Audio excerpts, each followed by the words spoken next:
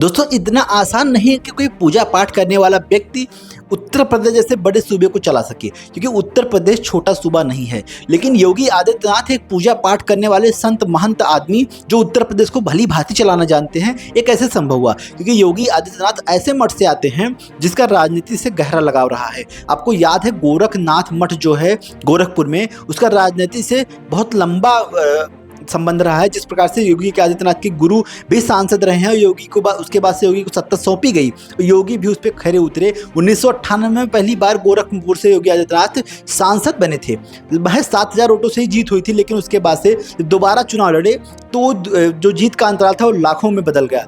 जिस प्रकार से योगी आदित्यनाथ को ने राजनीति के गुण अपने मठ से सीखे हैं, ऐसे में वो जानते हैं कि भली भांति उत्तर प्रदेश जैसे राज्यों को कैसे चलाना है। वो जानते हैं कि उत्तर प्रदेश में माफिया राज कैसे खत्म करना है। वो जानते हैं उत्तर प्रदेश का इंफ्रास्ट्रक्चर कैसे डेवलप करना है।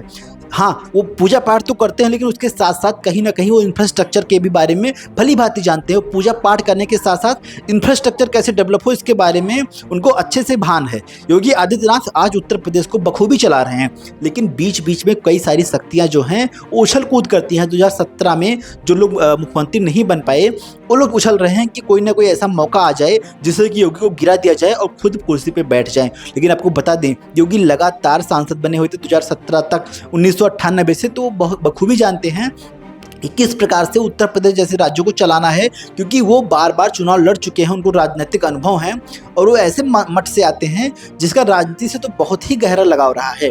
ऐसे में 2017 में जब पहली बार योगी को दिल्ली बुलाया गया, तो उसके बाद से उनके ऊपर मुख्यमंत्री पद का सहरा बांध के उत्तर प्रदेश भेजा गया और बताया गया कि यूपी जैसे टेढ़े राज्य को चलाना इतना आसान नहीं है, आप अपनी कुशलता दिखाइए। योगी ने ऐसी कुशलता दिखाई दोस्तों, तड़ातड़ इनकाउंटर होना शुरू हो गए, चारों तरफ बुलडोजर की कार्रवाई हुई। जैसे जैसे माफिया विकास दुबे जैसे कुख्यात माफिया, लोग तो आरोप लगा रहे हैं कि योगी आदित्यनाथ मुसलमानों के विरोधी हैं, उनको देखना नहीं चाहते, चाहे मुख्तार अंसारी की बात कर ले, चाहे अतीक अहमद की बात कर ले। लेकिन योगी आदित्यनाथ का पहला इनकाउंटर, बड़ा इनकाउंटर विकास दुबे का हुआ था। विकास दुबे एक ब्राह्मण चेहरा था, लेकिन योगी आदित्यनाथ ने बता दिया किसी भी धर्म, मजहब, पंथ, जाति को लेकर राजनीति नहीं करते, वो जो बुरा करेगा उसके खिलाफ योगी सख्त हैं। जिस प्रकार से आपने देखा भी होगा कि उत्तर प्रदेश का जो इंफ्रास्ट्रक्चर था किस हालत में था, सड़कें चलने लायक नहीं थी, सिर्फ और सिर्फ सड़कों पे गड्ढा दिखाई देता था। आज उत्तर प्रदेश की सड़कें चमचमाती हुई नजर आती हैं। तो कहीं ना कहीं योगी ने बताया कि उत्तर प्रदेश को कैसे चलाना है।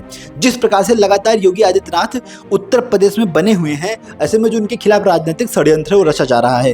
केशव प्रसाद मौर्य जब कुर्सी पर नहीं बैठ पाते 17 में, अब 2022 में भी योगी ने अच्छी खासी सीट निकाली थी और विजयी हुए थे। उसके बाद से दांव नहीं मिला उनको। अब उनको लोकसभा चुनाव के बाद एक दांव मिला था कि योगी की वजह से उत्तर प्रदेश हार गए मोदी, तो इसलिए इनको हटा के कहीं ना कहीं उनको कुर्सी पे बिठा दिया जाए।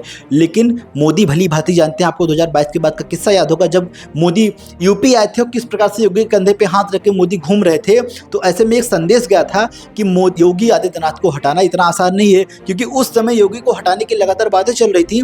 AK शर्मा को लाने की बातें चल रही थी, योगी को उठा के वापस गोरखपुर भेजने की बातें हो रही थी मठ में। लेकिन उसके बाद से कड़ा संदेश गया था कि मोदी भी योगी को कहीं ना कहीं लाइक करते हैं। उसके बाद से जब ये दांव लगा कि 33 सीटों पे योगी को घेर लिया जाए और इस हार का जिम्मा योगी आदित्यनाथ के सर पे फोड़ दिया जाए, तो ऐसे में केशव प्रसाद मौर्य दिल्ली पहुंच गए। चुनाव होते ही दिल्ली पहुंच गए। उसके पहले से भी बहुत सारी चर्चाएं हो रही थी कि 4 जून के बाद योगी को उत्तर प्रदेश से हटा दिया जाएगा और कोई नया मुख्यमंत्री बनेगा। उसके बाद से केशव प्रसाद मौर्य को 5 दिन तक दिल्ली में तलब किया गया था। तो ऐसे खबरें चल रही थी कि केशव प्रसाद मौर्य को अब मुख्यमंत्री बनाया जाएगा, लेकिन वापस केशव प्रसाद मौर्य यूपी आए।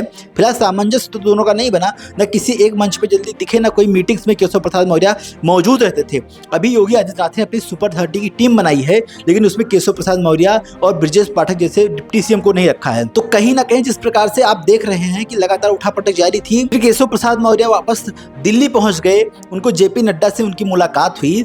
इस मुलाकात के दौरान बताया जा रहा था कि केशव प्रसाद मौर्य मुख्यमंत्री पद मांगने के लिए फिर से एक बार नड्डा के पास पहुंच गए हैं, लेकिन पीछे पीछे प्रदेश अध्यक्ष भूपेंद्र चौधरी भी पहुंच गए। तो ऐसा कयास लगाया जाने लगा कि अब केशव प्रसाद मौर्य को प्रदेश अध्यक्ष भाजपा बना दिया जाएगा, क्योंकि भूपेंद्र चौधरी का जो पद है वो खाली होने वाला है।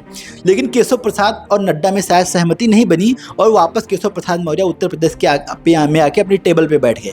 ऐसे में मोदी ने कहीं ना कहीं इस मामले पे ट्विस्ट लिया है। भूपेंद्र चौधरी से मोदी की मुलाकात हुई, घंटों मीटिंग हुई है, तो कहीं ना कहीं मोदी ने स्पष्ट कर दिया है कि योगी ही उत्तर प्रदेश की शान है और उत्तर प्रदेश में योगी ही रहेंगे, उनका नेतृत्व रहेगा, उनकी कमान में उत्तर प्रदेश चलेगा। क्योंकि उत्तर प्रदेश जैसे राज्य को आज उठा के उत्तम प्रदेश बना देना इतना आसान नहीं था, लेकिन योगी ने कर दिखाया है। तो योगी को इसका इनाम तो जरूर मिलेगा, उनका पद जो है कहीं नहीं जाएगा। और भाजपा ये भी जानती है कि योगी को हटा देना मतलब होता है कि भारतीय जनता पार्टी का सफाया, क्योंकि योगी अब लोकप्रियता बन चुके हैं देश की। अब योगी कहीं ना कहीं प्रधानमंत्री के रूप में देखे जा रहे हैं। दोस्तों, पूरी लड़ाई प्रधानमंत्री पद के लिए ही थी, क्योंकि आपको जिस प्रकार से याद है कि अमित शाह की जो लॉबी थी वो यूपी में काम कर रही थी कि योगी को हटा देना, कि जो योगी की लोकप्रियता है वो खत्म हो जाए, लेकिन वो लोकप्रियता खत्म होती नहीं दिख रही है। तो अमित शाह भी समझ चुके हैं और नड्डा भी समझ चुके हैं, केशव प्रसाद मौर्य भी समझ चुके हैं कि मोदी का रुख क्या है योगी के प्रति। अब मोदी योगी को उत्तर प्रदेश में देखना चाहते हैं, और मोदी की वजह से भी और अपने कार्यों की वजह से भी उत्तर प्रदेश में मुख्यमंत्री योगी आदित्यनाथ बने रहेंगे और काम करते रहेंगे।